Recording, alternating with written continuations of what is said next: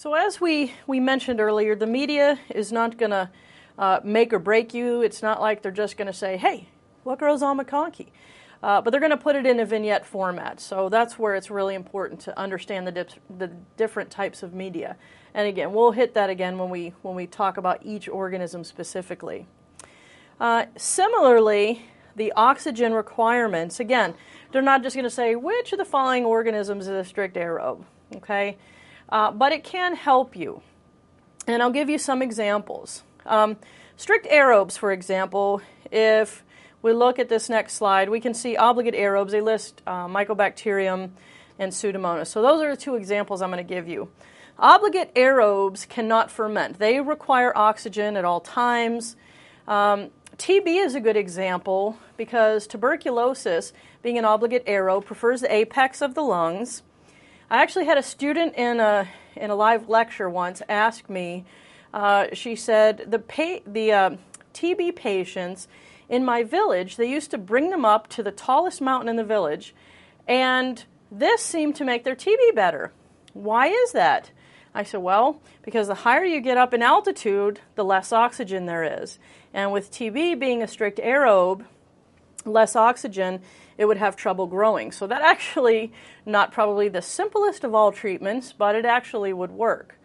Pseudomonas is another really good example of an obligate aerobe. And the reason is because a lot of the infections caused by Pseudomonas are very similar to those caused by the Anaerobacteriaceae. So the cellulitis, urinary tract infections, for example. And one of the first reports that you would get back from a lab, AKA, would be found in the vignette. They might say, you have a patient comes in, they're presenting with frequency, urgency, dysuria, maybe hematuria, and they isolated gram-negative rods that are non-fermenters, okay? Now, that is a huge clue, the non-fermenter. When you see that, you'll know that that UTI is due to Pseudomonas, because all of the enterics, all of them, can at least ferment glucose, okay? Now, they're differentiated based on whether or not they ferment lactose, but they're all facultative anaerobes, which means they all can at least ferment glucose, okay? So those are two examples where that might come in handy.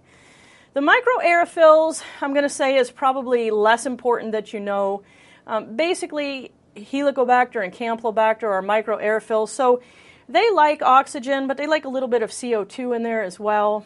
And they may mention that somewhere in their vignette. We try to culture, or we cultured it with oxygen and a little CO2. But other than that, I probably wouldn't worry so much about the microaerophilic organisms.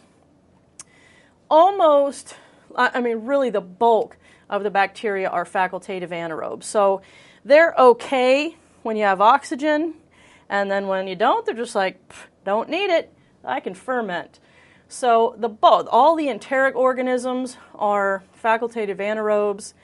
And if you think about this, think about what happens in the formation of an abscess. In an abscess, you generally are going to have some anaerobes, right? You have some anaerobes in there.